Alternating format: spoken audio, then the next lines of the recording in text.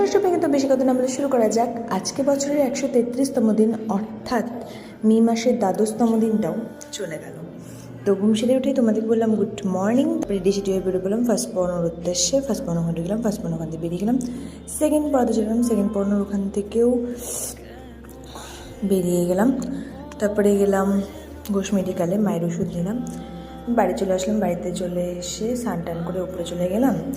তারপরে ফুলের তেলটা ভালো মতো সাজিয়ে নিলাম, ঠাকুরের পুজো কমপ্লিট করে নিলাম।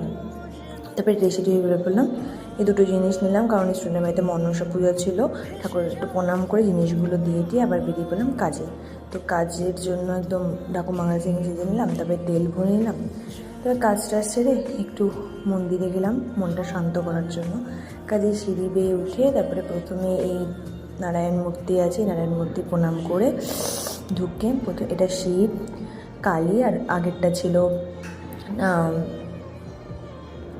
রাধাকৃষ্ণ। এটা প্রসাদ দিল, প্রসাদ খেয়ে তিলক কেটে বেরিয়ে পড়লাম।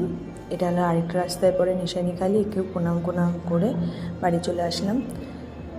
তারপরে সন্ধ্যা দিয়ে দিলাম, সন্ধ্যা দিয়ে ঠাকুরের বাসি ফুলগুলো নিয়ে ঠাকুরদেরকে ঢেকে ওখান থেকে বেরিয়ে পড়লাম। আবার রেডি হয়ে গেলাম কারণ স্টুডেন্ট বাড়িতে মনসা পুজো ছিল। কাজেই প্রসাদ খেতে ওখানে স্টুডেন্ট বাড়িতে ঢুকে গেলাম। কীর্তন হচ্ছিলো ওখানে, এরা দর্শক শুনছিল। তারপরে ওখানে মনসা ঠাকুরকে একটু পূজা করে তারপরে পাতা নিয়ে বসে পড়লাম।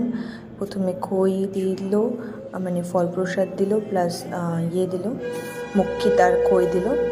তারপরে ভাত, ডাল, পাঁপড় ভাজা, চাটনি, পায়েস খেয়ে দিয়ে খাওয়া দাওয়া কমপ্লিট করে বাড়ি চলে আসলাম। তোমাদের বললাম টাটা, বাই বাই, আবার যেন দেখা পাই।